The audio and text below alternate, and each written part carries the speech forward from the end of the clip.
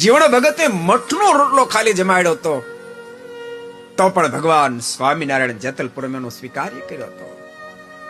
વિદુર પત્નીએ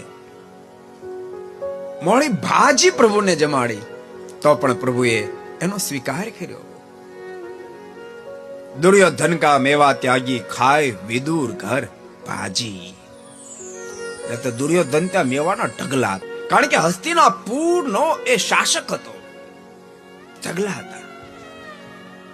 અને દ્વારકાધીશ જ્યારે ભોજન કર્યા ચાલવાની તૈયારી કરીને ત્યારે દુર્યોધને કહ્યું કે કૃપાનાથ, મેં 32 પ્રકારના મિષ્ટ ભોજન તૈયાર કરાવ્યા છે, જમતા જાઓ.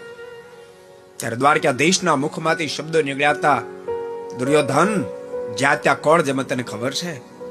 જેના પેટમાં કાળજાળ ભૂખ લાગી રહી ન શકે પોઝિશન હોય ગમે ત્યાં જમી લે, અને કાં તો જમાડના હૃદયમાં ભાવ હોય તો જમનારી વ્યક્તિ જમી લે.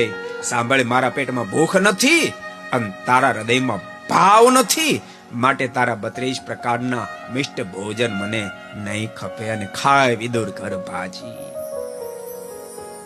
માટે ભગવાનના ભક્તો બધાને કહું છું, ભલે જ્યાં તમારી નિષ્ઠા હોય, ભગવાન સ્વામિનારાયણ સાથે હોય, પ્રભુ રાઘવ સાથે હોય, ભગવાન કૃષ્ણ સાથે હોય, પણ રોજ થાળ બનાવીને પ્રભુને પ્રથમ જમાડો અને પછી તમે ભોજનનો સ્વીકાર કરો.